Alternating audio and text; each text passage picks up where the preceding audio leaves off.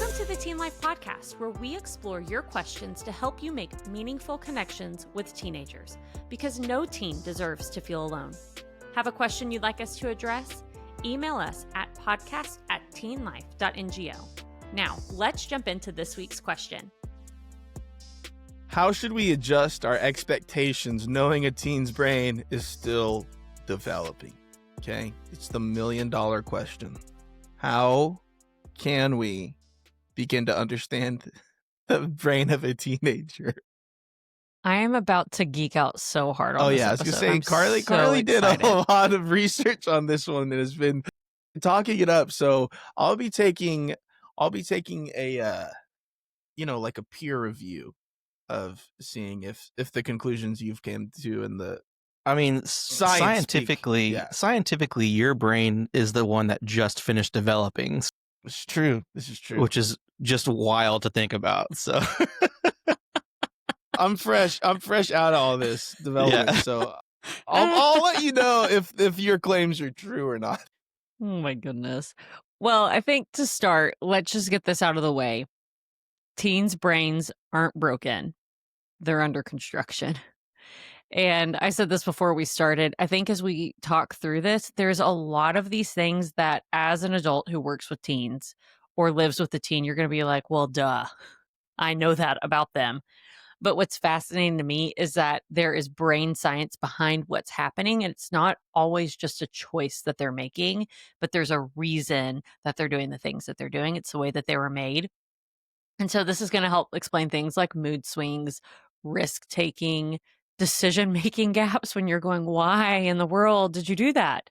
And so they're not just crazy. You're not just crazy. And they're not just choosing to make poor decisions. But there's a lot happening in the teenage brain. So I'm not going to geek out too much on the science. However, there really is, guys, there's some cool stuff here. Geek out. Do it. Come on. Okay. So first, the prefrontal cortex versus the amygdala. I'm pretty sure I'm saying those words right. Sure. As we know, because I'm sure you've heard this, I've heard this forever growing up, is that the prefrontal cortex, which is planning, impulse control, decision making, is not fully developed until your mid-20s. So teenagers, for sure, is not developed. It's not there. We're not firing on all cylinders. That's why young men get screwed over on insurance, because until we're 25, it's not fully developed. Oh yeah. Yep. Exactly. Man, I can think of a million examples of even now having, just newly developed my prefrontal cortex of students, this past year we were in Ruidosa and we were sitting at like this church. It's like in the middle of the mountains and, a student comes up, okay, man, let's go hike that mountain right there. We're right by it. Let's just start walking. I'm like, that's going to take hours. I'm like, this looks like it's so easy. I'm like, I'm not saying we can't do it. It's just going to take forever. Like, what do you mean? No. And he's like, oh, well then I was like, we have like VBS to do. He's like, well, let's do it like tonight. And I'm like, we would get done at 4 a.m. Like, what are you talking about? And yeah, they're just like, they want the thing and they can't figure out the logistics of it. I'm not even great at that either, but newly developed prefrontal cortex. It's newly developed. You're still working on it. But when it comes to the amygdala, which is your emotional alarm system in your brain, that is fully developed. And so what that means is they are feelers first and thinkers second, maybe third or fourth. So if they, like your example, Caleb, if they're feeling something, they're like, we have to do that right now, because their prefrontal cortex hasn't caught up to, hang on, is this an idea? Is this a good idea? How long is that going to take? What do I need to take with me? Is this safe? Those things aren't. So they are going to overreact to stress. That might be where you see even some of the mood swings or these heightened emotions. And they're also going to take risks that seem just out of control and crazy to adults. In the middle of the hike, they're like, what in the world? The milk was a bad choice. They're going to freak out because they didn't quite think about it yet. Uh-huh. Why did I have that milkshake? Exactly. But there's a reason behind it. Then there are also dopamine surges. So dopamine is that feel-good brain chemical. It's linked to motivation and rewards and habits. And they release more dopamine when something exciting happens, and it feels stronger than it does for adults. So that's that risk-taking, thrill-seeking part, which when we talked about vaping a few weeks ago, that's why when I say teens are more likely to get addicted, why it makes a bigger impact on teenagers, it's because this is triggering their dopamine and they're going to feel it stronger, they're going to feel it harder, and then they're going to be chasing that for forever because it's never going to feel that way again. It's just going to continue to go down. And so that is the negative side of it. I will say the positive side of that is this is what makes teenagers want to learn, want to explore, want to try new things, which is very cool because they're getting that boost of dopamine. And that's what's going to help them develop and learn moving forward. So it's not always bad. And we'll talk about that in a little bit, but they need healthy outlets for that. We can't just have a teen sit in front of the TV and be like, deal with these dopamine surges, good luck. We've got to come up with healthy risks, whether that's sports, music, being in front of crowds, trying something new, stepping up into leadership. There are just ways that we can do that in a healthy way and develop that aren't the negative ways like speeding and racing their car down the freeway or vaping or having, I don't know, all-nighters all the time because it feels good. Yeah, that was my go-to. That's fair. Let's see how long I can stay awake. So it's a stupid idea. I think it also affects their relationships too, but even with as they get older, the way they talk to people, because it's as they get older, you see the subtle changes of they're not losing their cool every time the question is asked of them, and they're not snapping it or they're not. It's almost like their edges are rounding the more their brain develops, and so it's not just decision making; it's also how they interact with people too, which it changes a whole lot. Because honestly, like some preteens and young teens, like if you were to just kind of like not know all this stuff, some of them are just not nice people. Yeah. That's the way it comes off because their brains aren't ready to say yet, like, oh, you probably shouldn't say things that way because that's mean and not empathetic. And so it's not just decision making; it's also how they interact with other humans as well. Right. That's good. I was gonna say, I think ways that we can help students with this, right? Of knowing and acknowledging, you know what? They want to do the things. They might not know the steps to get there effectively. I think one of the biggest ways that you as a parent or adult in their life is not diminish or like snuff out the ideas that they have, right? Encourage that creativity, but help them plan it out. If it's going back to the hike, Caleb, let's hike that. All right, man, let's sit down and figure out a time that, we can carve out hours because that's how long it's going to take. Okay. To do that, get snacks, make sure that, we have planned this out. And so that way, you walk with it with them instead of just planning it for them. So that way they kind of get a practice of thinking through some of the things that they aren't going to think about and kind of getting it on their radar. And so, but again, I want to, don't snuff it out, but walk with them through it of like, man, this is great. And you'll find yourself, and I have to think this as a student minister, like you'll find yourself in some pretty awesome, fun situations if you do that. Right. But it's like, how can we do this safely and not dumb? Okay. And I think that's a great life skill for them to learn. Yeah. This next one is one that I had not heard about, and it's called synaptic pruning and plasticity. And so basically, your brain is thinking, like if you're thinking of gardening, unused connections in your brain are getting trimmed away, and then the pathways that are used very frequently become stronger. So that happens in the teenage years. So, like I said, if you're gardening, you would pull the weeds so that the flowers can grow bigger and healthier. But what that means is that literally anything can shape teenagers' brains, relationships, routines, their environment, your parenting, their school experience.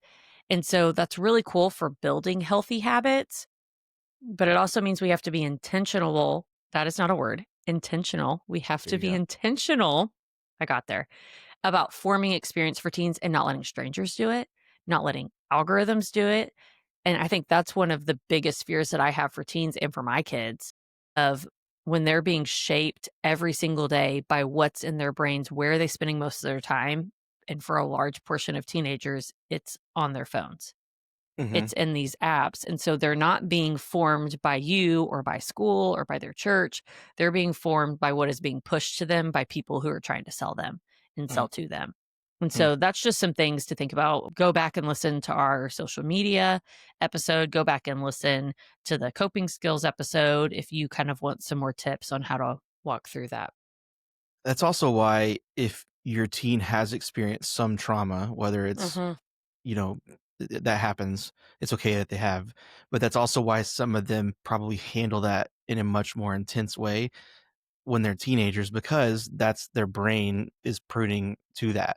So just keep that in mind as well. If your teen has experienced trauma, that's one of the reasons why they're reacting the way they are to that trauma. That's a good thought. Okay, and then finally for the brain sciencey things, sleep shifts. We all know teen sleep schedules are crazy. I feel like my schedule still has not recovered from a teenager. Mine It is what hasn't. it is. Yeah. But I thought this was really fascinating that around puberty, teens' bodies start producing melatonin, which is a sleep hormone. It's the pill that you take if you can't go to sleep at night, but it's naturally occurring in your body. It produces 1 to 2 hours later than kids or adults.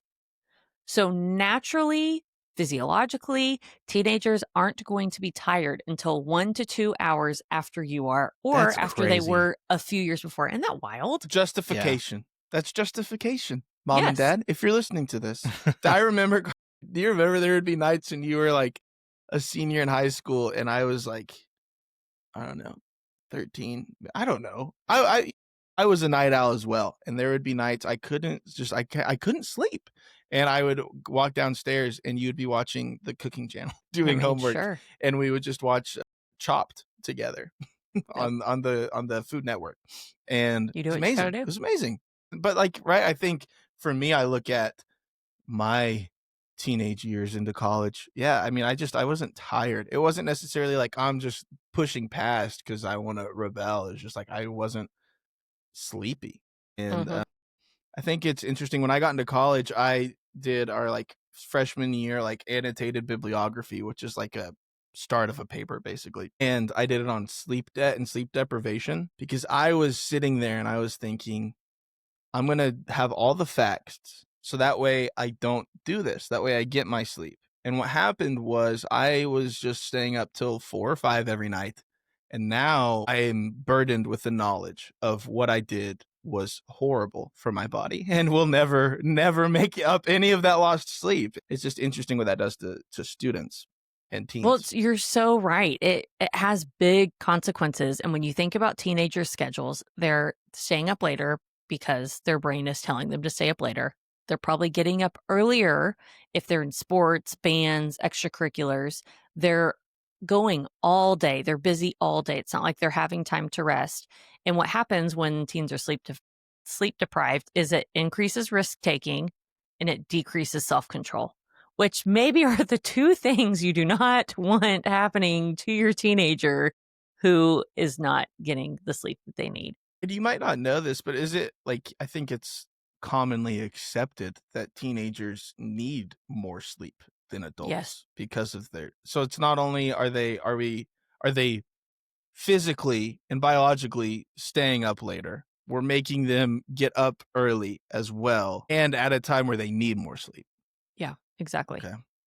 So let's push I back read the start too. date of school. Come on. Sure. But I read too, if you think about little kids, like babies, like how much their brain and their body grows during those years is out of control. They're growing out of clothes left and right.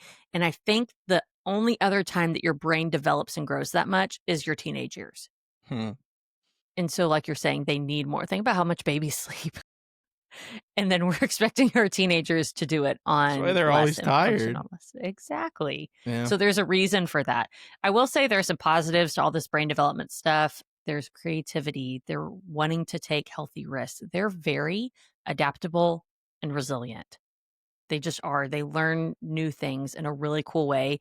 And the social connection, I remember when I got married thinking, this seemed so much easier when I was a teenager to make new friends and to walk into Mhm. situations where I didn't know anyone. And as an adult, this is the worst. Yes. Like, count me Yes. all the way out about having to make a brand new friend or walk into a setting where I don't know every person.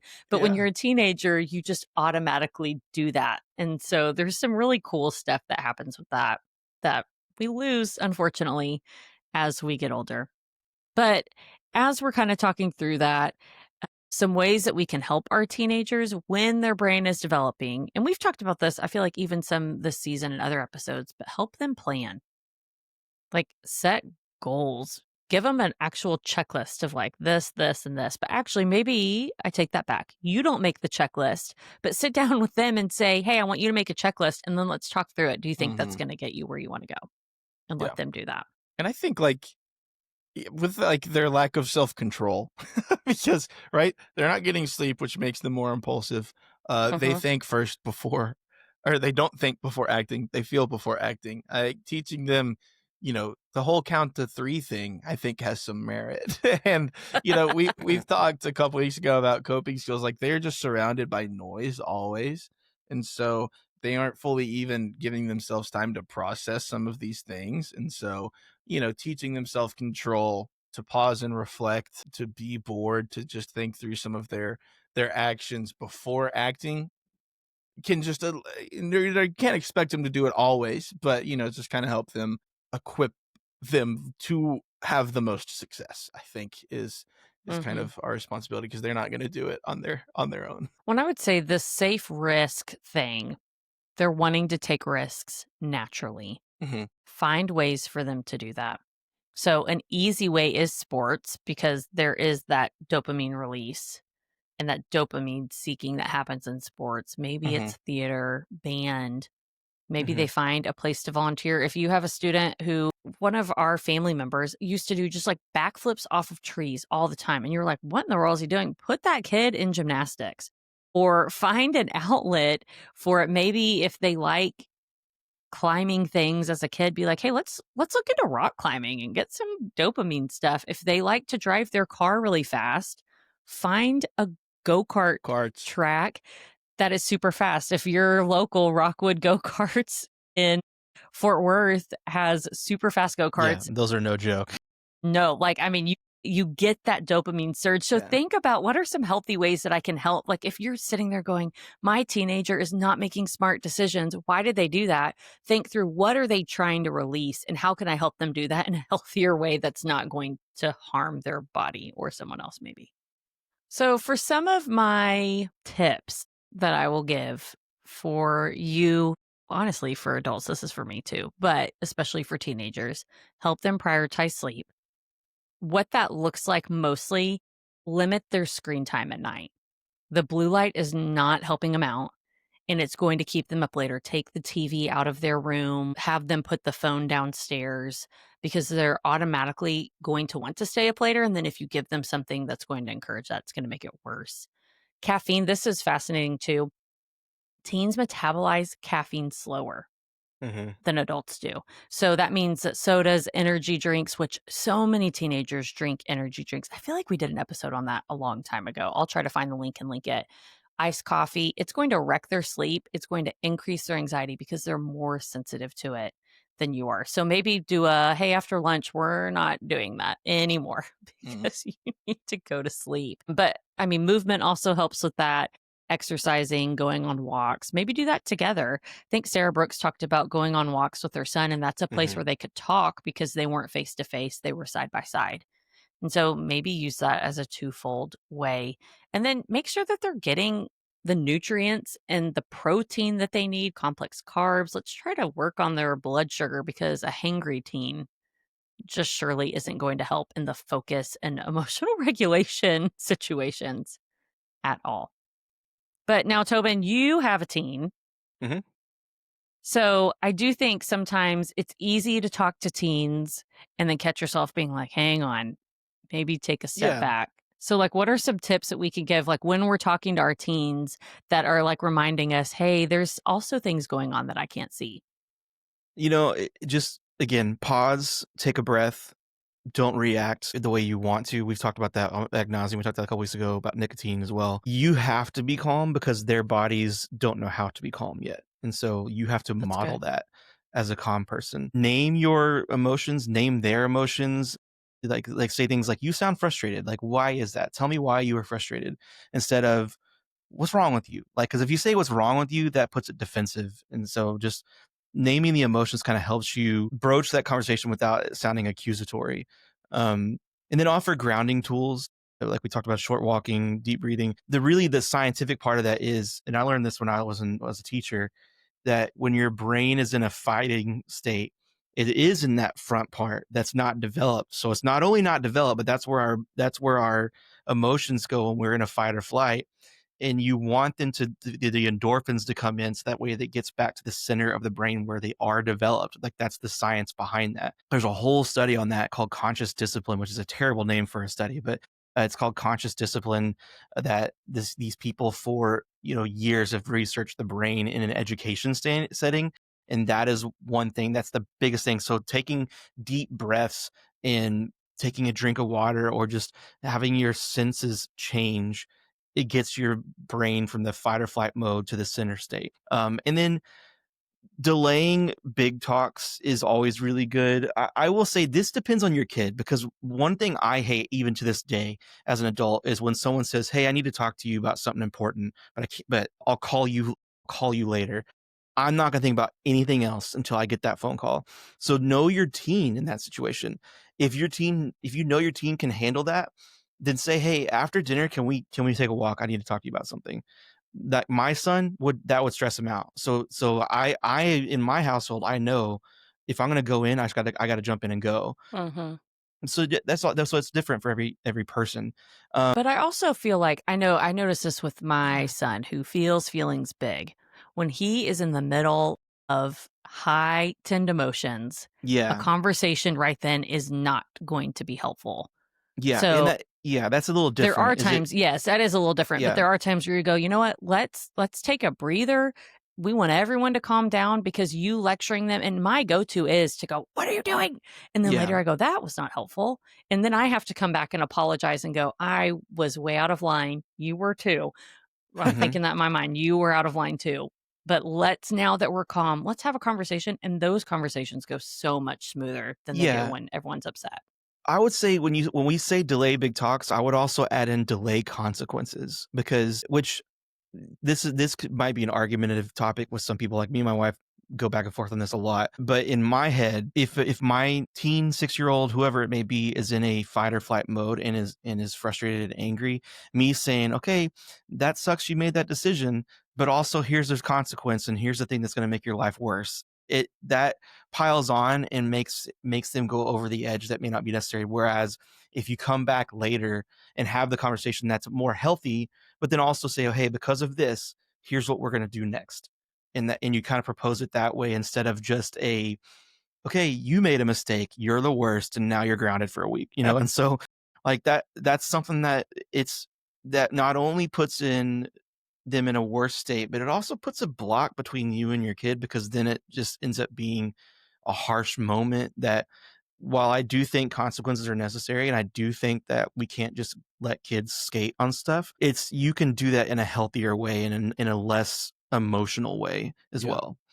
That's good. And I think too, like, it's looking at ways you might be sitting here thinking, like, this is great, but I don't know how to not awkwardly start a conversation or start these things with my students. I was just being like, just drive right into it. So we have some good conversation starters for you to think about. What's one thing today that felt harder than it should have? If your brain had a pause button, when would you want to use it most?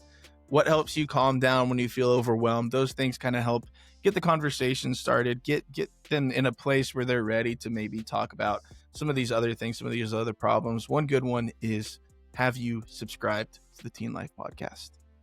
It's a great one to add. And so that's what we're asking you guys. So be sure you subscribe on YouTube or wherever you listen to your podcasts. But we're so thankful for you guys. Glad to have been able to talk, and just, be sure to follow us, stay up to date on everything we have going on.